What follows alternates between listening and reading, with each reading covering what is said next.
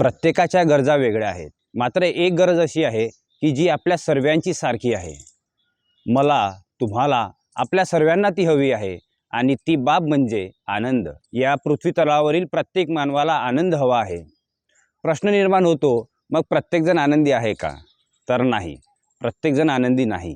आनंद प्रत्येकाची गरज आहे, मात्र प्रत्येकजण आनंदी नाही। प्रत्येकजण आनंदी होईल यासाठी आजचा हा संवाद। नमस्कार, समय अंतर्मनातील आशेची या सिरीजमध्ये मी दीपक आपल्या सर्वांचे हार्दिक स्वागत करतो।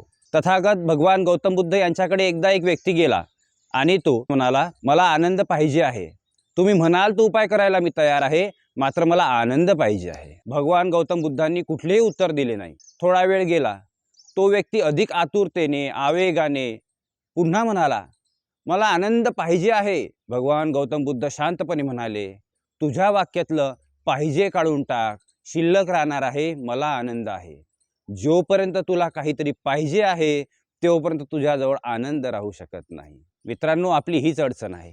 आपण आनंद मागतो आहोत, आनंद पाहिजे आहे ही आपली भूमिका आहे। पाहिजे यामध्येच तहान लपलेली आहे आणि तहान कधीही आनंददायक असू शकत नाही। आम्हाला सवयच लागून गेलेली आहे सतत काहीतरी मागत राहण्याची। श्री चंद्रशेखर गोखले आपल्या मी माझा या चारोळी संग्रहात लिहितात, देवळात जाऊन लोक दुकानात गेल्यासारखी वागतात, चार आठाने टाकून काहीतरी मागतात। आपल्यातले मागणंच आपल्याला आनंदापासून दूर नेत आहे। काल एका दिवसात भेटलेल्या दोन व्यक्तींबद्दल थोडं बोलूया। काल मॉर्निंग वॉकला जात असताना रस्त्याच्या कडेला बसलेल्या एका भिकाऱ्याकडे माझं लक्ष गेलं। तसा तो भिकारी त्या ठिकाणी नेहमीच बसलेला असतो, मात्र त्याचं एक विशेष मी नेहमी पाहिलेलं आहे। तो कधीही विनवणी करत नाही, आवाज देऊन भीक मागत नाही। तो शांतपणे बसून असतो, ज्याला द्यायचं आहे तो भीक देतात। आणि काल माझे जेव्हा त्याच्याकडे लक्ष गेले तेव्हा मी पाहिलं की त्याच्याकडे काही खाऱ्या बिस्किटांचे पुडे आहेत आणि त्यापैकी काही खाऱ्या बिस्किटांचा त्यांनी चुरा करून रस्त्यावर पसरवलेला आहे। त्यांनी त्या खाऱ्या बिस्किटांच्या चुऱ्याचं एक सुंदरसं डिझाईन तयार केलेलं होतं। म्हणून मग मी त्याच्याजवळ गेलो आणि त्याला म्हटलं, का रे बाबा, तुला लोकांनी दिलेल्या खाऱ्या बिस्किटां चुरा करून रस्त्यावर पसरवत आहेस, हे योग्य वाटत आहे का तुला? तेव्हा त्यांनी खालची मान वर केली, तेव्हा मला त्याचा आनंदी चेहरा दिसला। भिकाऱ्याचा चेहरा आणि आनंदी हे माझ्यासाठी एक आश्चर्यच होतं। तो मला म्हणाला, साहेब, थोड्या वेळ शांतपणे बाजूला जर तुम्ही उभे राहिले तर तुम्हाला कळेल की काय प्रकार आहे। उत्सुकतेमुळे मी बाजूला जाऊन उभा राहिलो। थोड्या वेळानंतर जेव्हा वर्दळ थोडी कमी झाली तेव्हा तिथे खारुताई आल्या। त्यांनी तो चुरा खाणं सुरू केलं। याच्याकडे असलेल्या बिस्किटांचा तो चुरा करून त्यांना देत होता आणि खारुताई त्या खात होत्या। हा पहिला प्रसंग। योगायोगाने कालच संध्याकाळी माझा एक जुना मित्र भेटला। महाविद्यालयामध्ये आम्ही सोबत होतो। आता तो एका मोठ्या कंपनीत मोठ्या पदावर मोठ्या पगारावर काम करतो। लाखोतलं पॅकेज असलेला तो मित्र मला काल भेटला। अगदी 2 मिनिटं आम्ही चर्चा केली। त्याच्याकडे अधिक वेळ नव्हता। त्या 2 मिनिटांमध्ये त्यांनी मला एक माहिती दिली, आमच्या दोघांचा आणखी एक मित्र आहे।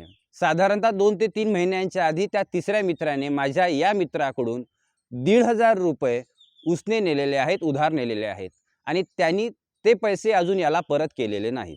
तेव्हा हा मला म्हणत होता, बघ ना यार, त्यांनी असं केलं, त्याची भेट झाली तर त्याला सांग याचे पैसे वापस दे म्हणून। हे सांगत असताना त्याच्या चेहऱ्यावरचा दुःखी भाव पाहिल्यावर मला सकाळी पाहिलेल्या आनंदी भिकाऱ्याचा चेहरा आठवला। खरं सांगू का, सकाळी पाहिलेल्या त्या व्यक्तीला आता भिकारी म्हणण्याची माझी हिंमत राहिलेली नाही। कारण भिकारी कोण हा प्रश्नच निर्माण झाला। ज्याच्याकडे बरंच काही आहे आणि त्यातलं थोडं गेलं म्हणून मनात दुःख बाळगत नाही, की थोडंसंच आहे त्यातलंही बरंचसं दिलं तरीही आनंद साजरे करणारे। तो भिकारी आनंदी का होता? याचं सहज उत्तर सापडतंय, कारण तो मागत नव्हता तर तो देत होता। मित्रांनो, मग आनंद देणं खरंच इतकं कठीण आहे का? तर नाही, ते फार सोपं आहे। एका कंपनीत अनेक वर्षापासून सोबत काम करणारे 2 मित्र कंपनीच्या कुठल्या तरी कामाकरिता रेल्वेने प्रवास करत होते। प्रवासाचा काही टप्पा पार केल्यानंतर एका स्टेशनवरून या दोघांच्याही सुरुवातीच्या कालखंडामध्ये जे त्यांचे अधिकारी राहिलेले होते ते गृहस्थ गाडीमध्ये चढले। जुना परिचय असल्यामुळे त्यांच्यात चर्चा सुरू झाली। चर्चा सुरू असताना थोड्या वेळानंतर या अधिकारी गृहस्थाकडून त्यांना कळलं की ते आता सेवानिवृत्त झालेले आहेत। हे ऐकल्याबरोबर या 2 मित्रातला एक मित्र म्हणाला, साहेब, तुम्ही सेवानिवृत्त झालात? वाटत नाही तुमच्याकडे पाहून, अजूनही यू आर व्हेरी यंग। तेव्हा प्रवासाचा थकवा आलेला असतानाही त्या सेवानिवृत्त अधिकारी गृहस्थाच्या चेहऱ्यावर एक आनंद खुलला आणि ते भरभरून सांगायला लागले की ते कशाप्रकारे व्यायाम करतात, कसा त्यांचा दिनक्रम आहे, अजूनही त्यांना कोणची बीपीची गोळी नाही किंवा शुगरची गोळी नाही वगैरे वगैरे. या पद्धतीने ते सेवानिवृत्त गृहस्थ जेव्हा भरभरून बोलत होते, आनंदाने सांगत होते, तेव्हा त्यांना प्रश्न विचारणारा मित्र हे सर्व तितक्याच आनंदाने ऐकत होता. पुढच्या स्टेशनवर हे अधिकारी गृहस्थ उतरले, तेव्हा दुसरा मित्र या पहिल्या मित्राला म्हणाला, अरे वा, साहेबांना सकाळी सकाळी खुश करून टाकलं. तेव्हा पहिला मित्र म्हणतो, अनेक वर्षांनी ते आज भेटले, इथून पुढे कधी भेटतील माहिती नाही, त्यातही ते सेवानिवृत्त झालेले आहेत. मी त्यांना खुश नाही केलं, मात्र मी त्यांना आनंद जरूर दिला. त्याला बिस्किट देणं, प्रेमाचे 2 शब्द बोलणं हे जितकं सोपं आहे देणं. इतरांना देण्याकरिता आपल्याकडे भरभरून फुले असावी, कारण त्यानिमित्ताने आपण फुलांच्या संपर्कात राहतो. इतरांना टोचण्याकरिता जर मी काटे बाळगणं सुरू केलं तर एक दिवस तो काटा मला रुतल्याशिवाय राहणार नाही. आणि म्हणून आनंद घेण्याची नाही तर आनंद देण्याची बाब आहे.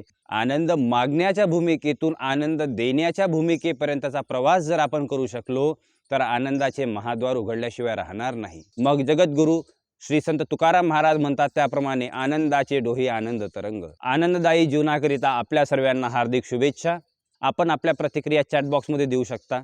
हा संदेश ज्यांच्यापर्यंत आपल्याला पोहोचवावा असं वाटतो त्यांच्यापर्यंत या व्हिडिओची लिंक आपण शेअर करू शकता.